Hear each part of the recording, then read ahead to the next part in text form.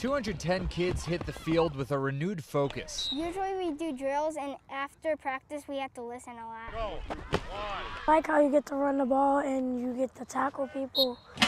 And I like how you get to play different positions because football is very fun. I listen a lot, but you got to make sure you pay attention. Ears off. And everyone's been paying even closer attention since Coach got the email confirming their Lambeau Field scrimmage. I was on vacation in Disney World when I got it, and I was sitting on one of their transportation buses, and my smile just went even bigger than it normally would be on vacation. It was live, and he said, we're going to the Packers game, and only 88 people are coming. It is low pressure, with each end zone maybe getting 10 to 15 plays. Coaches say penalty calling will also be very relaxed. But try explaining that to the kids practicing to perform in front of crowds thousands of times larger than what they're used to at high school fields. That's what I want to see. Try not to look at the ground, just stay focused at the game. We're going to keep practicing, work hard, and when we get there, we're going to try to win this scrimmage. And as for personal goals, I would try a lot hard to try to score a touchdown. Ready, go. some are even eyeing that Lambeau leap. There you go. I think if someone could throw me, yeah. It was St. Patrick's Day 1994. All-American Jason Kidd and the California Golden Bears met Dick Bennett and his Green Bay Phoenix in the first round of the NCAA tournament.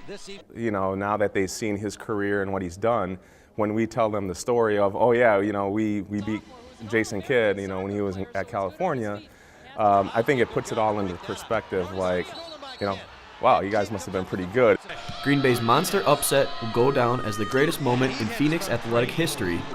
Because of that, the entire 1994 basketball team earned an induction to the UW Green Bay Athletic Hall of Fame. This was a rare group, a unique group. I remember all of the teams over the many years, but the unique ones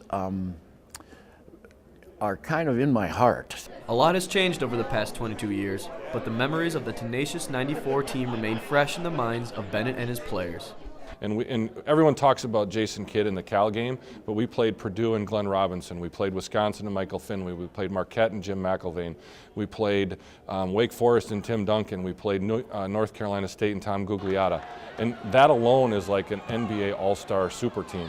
Unlike the star-studded opponents they faced, the 1994 Green Bay team will remember just as that, a team. Clearly, they were so unique that the joy for them was in the doing, the playing. The accolades, the points, the starters, the all-conference meant nothing. And as I said, I've never, ever had a team quite like that. We never cared who scored. We never cared who played. All we cared about was winning. And so for this group to come in as a group is truly an honor for all of us. For Time Warner Cable Sports Channel, I'm Cole Stevenson. Fireworks lit up the inside of the current home as fans and players were treated to a light show before the game. The season opener bringing a sense of optimism for a young team hitting its stride. It's always exciting at the start of the season. I'm hoping for big things. Fans like Brian Knippel filed in early, braving the rain to find parking. Something that could be a struggle for fans this year. We parked on the street. I didn't know about the construction, so longer walk than I thought. Yes, that's why we came early. This season will be the second to last in the Bradley Center, with the new arena set to open in 2018. Fans here are already thinking about the future. That's one of the main things. I cannot wait until when the new arena arrives. It will be a big, big part of Milwaukee's new future. A future that looks bright on the court and off. Go Bucks! It only comes around once a year. The light coming, when it turns the corner and you can see the light coming down the track. Logan Monfrey has been waiting since last December. I get to see Santa. And he's excited to show his 8-month-old sister all his favorite things. Up and down, up and down. Christmas means. Logan's grandpa Ted works along the platform. Every year travels the whole length of the railroad's territory with this train, and at every stop they donate money to the food pantries. So not only do the people get to see the train, but it helps the food pantries in every location where they stop. Today they donated food as a part of the holiday train tradition. Some Easy Mac and noodles. I can't remember the, mashed potatoes, I think. Riding the track since 1999, the train helped collect 4 million pounds of food and spread plenty of holiday cheer. Clean Water Festival running into some issues because this water is not clean. On the shores of Lake Pewaukee, I wouldn't go in there. No, I definitely wouldn't go in there. an unwelcome visitor is washing ashore. We have an algae problem in the water, and they're trying to fix that. And if that happens, we will not be able to use the water. An outbreak of blue-green algae known to cause rashes and vomiting, forcing officials to close the beach. We're pretty disappointed. The kids were anxious to play in the water, and looks like it's not going to happen. It comes at a bad time for the village. 2 big festivals drawing thousands of people to the lakefront this weekend. Looks like they haven't cleaned it in a while. Efforts to clear up the water have had some success, but not enough to reopen the beach just yet. If it cleans up, then we'll be able to take the barriers down. Those barriers not stopping visitors like Valerie Caldwell from making the best of the situation. I don't want to swim anyway, I want to fish. As others enjoy the crashing waves, hopeful more clean water will come. Hopefully they can get this figured out, and we can be back here next weekend. Honored his service and sacrifice with a moment of silence. Above the scoreboard, flags fly at half-staff. In memory of Matthew Thompson, a Green Beret who died serving his country Tuesday. Words can't say it. We're just so proud. Thompson's grandparents, along with aunts and uncles, took the field for the tribute to the fallen hero. He's the oldest, and he certainly led the way, and he would do it again. He's just that kind of a person. Thompson graduated from Brookfield Central in 2006, captain of the football team, member of the band, Eagle Scout. Matthew was the kind of student who made your day better. Band director Jason Gillette performed the national anthem in honor of his former student.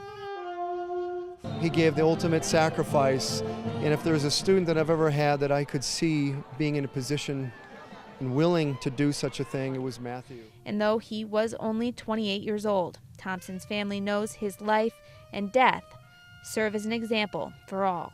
Lifetime is not judged by how long it is, but by what a person does with the time that they have here. And he certainly did his share and then some. And that's what I would tell him. We couldn't be more proud of him.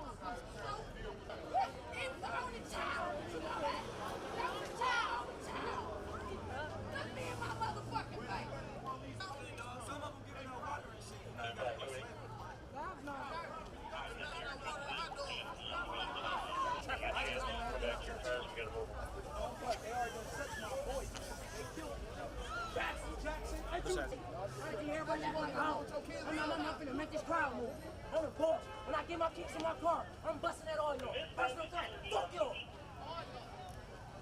Come on. We ain't shooting no bastard.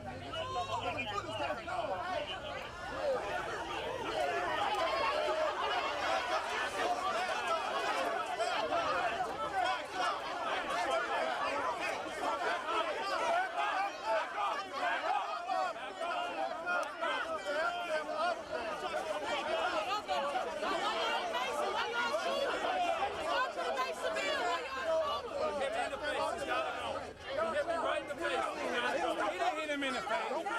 He didn't hit him in the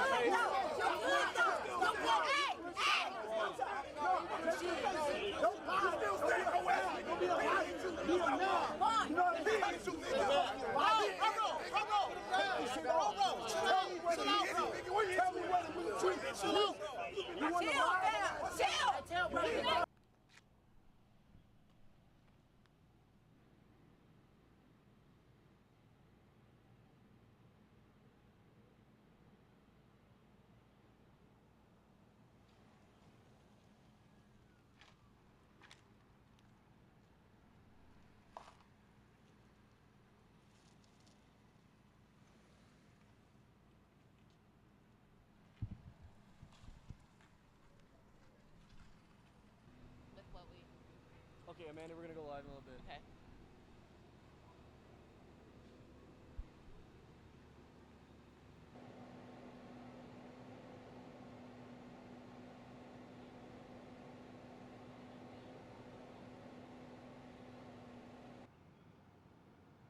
Yeah, well, the show's over, I take it. But we are at a new place. We are at Fond du Lac.